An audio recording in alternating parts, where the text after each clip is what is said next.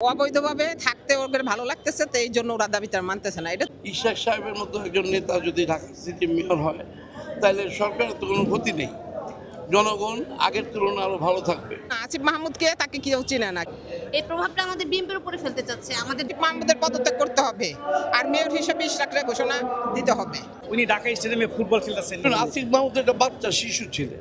আসিফ মাহমুদ সাহেব ইতিমধ্যে আপনারা খেয়াল করেছেন যে আমাদের কোরবানি যে আনন্দকে ম্লান করে দিয়ে উনি ঢাকা স্টেডিয়ামে ফুটবল খেলতেছেন, নিজে আনন্দ করতেছেন। অথচ আজকে যে নগর জীবন যে বিপর্যস্ত হয়ে আছে, নগর ভবন যে আজকে স্থবিরতা দেখা গেছে, অচল হয়ে রয়েছে, এই সচলীকরণের ব্যবস্থা উনি নিচ্ছেন না।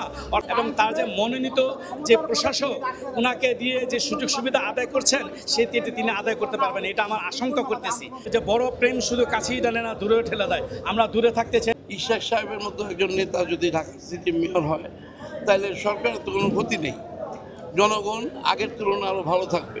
আসিফ মাহমুদ একটা বাচ্চা শিশু ছিলেন, সে ছাত্র নেতার থেকে এখন উপদেষ্টা হয়েছে।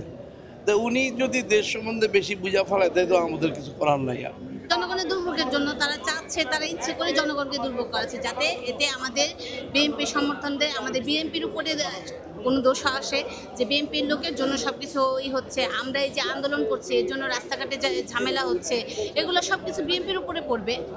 এই প্রভাবটা আমাদের বিএনপির উপরে ফেলতে চাচ্ছে। আমাদের অবৈধভাবে থাকতে ওদের ভালো লাগতেছে, তো এই জন্য ওরা দাবিটা মানতেছে না। আসিফ মাহমুদের পদত্যাগ করতে হবে আর মেয়র হিসেবে ইশরাকরে ঘোষণা দিতে হবে। আসিফ মাহমুদকে তাকে কেউ চিনে না। আমরা চাই অবিলম্বে মেয়র হিসেবে শপথ গ্রহণ করানো হোক, আমাদের আন্দোলন আর থাকবে না ইনশাল্লাহ।